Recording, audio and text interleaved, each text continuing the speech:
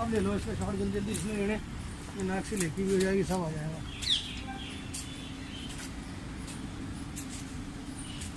Parliament थाने पर इसलिए गया था कि मैं 11 समाज का राष्ट्रीय अध्यक्ष हूं, जो कि SC जाति में आता है, और जो घुमंतु जाति हैं अखिल भारतीय विमुक्त घुमंतु जनजाति वेलफेयर संघ, उसका उपाध्यक्ष हूं मैं। और मेरे जितने भी कार्यकर्ता हैं, हमारा जो संगठन है, उन सब संगठन के जितने भी लोग हैं, उन्होंने मेरे को निर्देश दिए हैं कि सुधीर जी आप पार्लियामेंट स्ट्रीट थाने पर जाकर वहाँ से परमिशन लीजिए कि जो हमारी गरीब कन्याओं के साथ पूरे इंडिया के अंदर, पूरे भारत के अंदर, चाहे वो केरल है, राजस्थान है, चाहे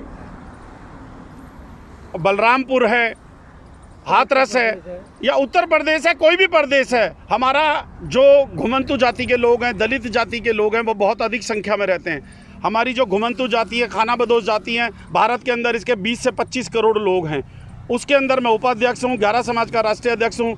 आज मैंने परमिशन की बात वहाँ करी है SHO साहब से। उन्होंने कहा है कि आप यहाँ पर परमिशन मिल जाएगी, लेकिन आपको 50 से 100 आदमी तक की परमिशन मिलेगी, और उससे अधिक आप आदमी नहीं ला सकते। यदि उससे अधिक आदमी आप लाएंगे, सोशल डिस्टेंसिंग ख़त्म हो जाएगा, और यहाँ पर जो लोगों के लाने की संख्या की जगह है वो बड़ी कम है। इसलिए उन्होंने बोला है आप धरना प्रदर्शन कर लीजिए, और यही कारण है कि आज मैं वहाँ पर आया था। दूसरा क्वेश्चन आपका ये है कि मैं संसद भवन क्यों आया था।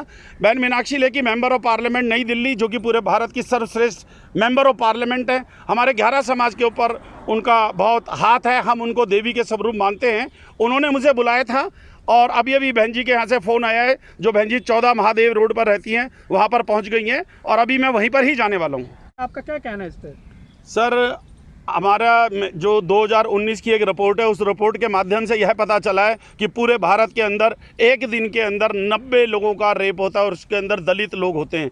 दलित लोगों का मतलब हो गया अनपढ़, कम समझ होना, आर्थिक रूप से कमज़ोर होना, क्योंकि कमज़ोर के ऊपर हर आदमी अत्याचार करना चाहता है। मैं केवल 11 समाज की बात नहीं करना चाहता, क्योंकि हमारी घुमंतु जाति में बहुत सारी जातियाँ आती हैं, 666 जातियाँ आती हैं। 666 जाति का नाम मैं अभी नहीं बोल सकता, लेकिन मैं अपनी गाड़ी से पूरा कागज़ निकाल कर आपको दिखा सकता हूँ। हमारी 11 समाज को दिल्ली में ग्यारह बोलते हैं, उत्तर प्रदेश में बेलदार बोलते हैं, शिल्पकार बोलते हैं, पत्थरकट बोलते हैं, घ्यार बोलते हैं। जब हम कुछ मध्य प्रदेश में आते हैं, कुछ बंदिया बोलते हैं, हरियाणा में कुचिया, कुछ बंदिया, सिरकी बंद, सिंगीकट, पंजाब में कुछ बंदा, सिंगीवाल, जब छत्तीसगढ़ में जाते हैं बेलदार, ऐसे हमारे अनेकों नाम हैं। उसी तरीके से अखिल भारतीय विमुक्त घुमंतु जनजाति वेलफेयर संघ में आपको मैंने बताया, भातु समाज है, सांसी समाज है, नट समाज है, सपेरा समाज है, ढेया समाज है, बहरूपिया समाज है। ये वो समाज है जिन्होंने अंग्रेजों से लोहा लिया था, अंग्रेजों को मारा था। क्योंकि हमारी जो ये कौम है, जो घुमंतु जाति की कौम है, इन्होंने ही अंग्रेजों को खदेड़ा था। ये लोग गोरिल्ला युद्ध जानते थे, तलवार वगैरह, हमारे जो गड़िया लोहार है, तलवार बनाना, औजार बनाना, हथियार बनाना, यह लोग बनाते थे। पहलवानी करना, हमारे 11 समाज में बड़े बड़े योद्धा हुए हैं, पहलवानी करने वाले लोग हुए हैं, शिकार करने वाले लोग हैं। हमारी जो ये घुमंतु जाति हैं, इन्हीं से अंग्रेज भागा है। और आज हमारे लोगों को, क्योंकि वह आर्थिक रूप से कमज़ोर हैं, भारत सरकार में भागीदार कम है, विधानसभा में हमारी भागीदारी कम है, यही कारण है कि हमारा गरीब होने के साथ साथ हमारे को दलित घोषित कर दिया गया और हमारे को असहाय कर दिया गया। सर, मैं क्या कहता हूँ कि गरीब की बेटी सबकी भाभी, गरीब की बेटी है, उसको सब भाभी बोलेंगे, मजाक करेंगे। सर, दूसरे आदमी के साथ करके देखो ना। अभी क्या है कि जिसको भी जहाँ मौका मिलता है वो देखता है कि इनको बाद में मुआवजा दे देंगे, 20,000 दे देंगे, 50,000 दे देंगे, 1 बीघा ज़मीन दे देंगे।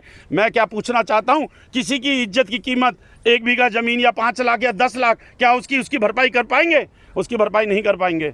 मित्रों, ये बड़ा दुखद है कि हमारे देश के अंदर इस तरीके की घटनाएं, जैसा कि मुझे न्यूज़ चैनल से, आपके चैनल से पता चल रहा है, एक दिन में 90 लोगों का बलात्कार हो रहा है। क्या वो उत्तर प्रदेश में ही हो रहा है? क्या वो और किसी राज्यों में नहीं हो रहा? उस राज्य में लोग कहाँ कर रहे हैं, क्या कर रहे हैं? अभी जो हाथरस की स्टोरी है, शशि थरूर जो हैं, वो टीवी में बोलते हुए नजर आ रहे हैं। प्रेस ने, मीडिया ने पूछा कि आप ये गंदी राजनीति क्यों कर रहे हैं? वो बोल रहे हैं कि हाँ, हम तो ये राजनीति करेंगे, दलितों के दिल में जाने का यही तरीका है। ये क्या बात हुई?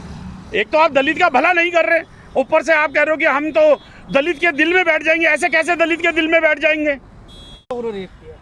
सर, जो बलरामपुर में 7 लोगों ने रेप किया है, मैं आपके चैनल्स के माध्यम से बताना चाहता हूं, उसमें से 4 या 5 लोग अरेस्ट हो चुके हैं। अभी 2-3 लोग फरार हैं। उत्तर प्रदेश के जो हमारे CM साहब हैं, योगी साहब हैं, वो कठोर से कठोर कदम उठाएंगे। उन्होंने यह बोल दिया है किसी को बख्शा नहीं जाएगा। और अभी जो आप हाथरस की भी बात मेरे से थोड़ी देर पहले पूछ रहे थे, हाथरस के अंदर यदि मीडिया को, प्रेस के साथ किसी ने भी दुर्व्यवहार किया या आपत्तिजनक शब्द यूज़ किया या उनके साथ ज्यादती की, तो योगी साहब ने तुरंत एक्शन लिया। वहाँ का SHO, DM, SDM सबको वहाँ से तत्काल सस्पेंड कर दिया। एक CM इससे बड़ा स्टेप जल्दी से जल्दी नहीं ले सकता, जो कि उन्होंने ले लिया। अब मैं कहता हूँ राजस्थान में जो रेप हुए हैं वहाँ के CM ने क्या कार्रवाई करी, केरला में जो रेप हुए हैं वहाँ के CM ने क्या कार्रवाई करी। सुधीर कुमार गहरे जी, आप जाते जाते आप इस देश की जनता को कुछ संदेश देना चाहेंगे, क्या देना चाहेंगे, क्योंकि इस वक्त आपको पूरा देश देख रहा है।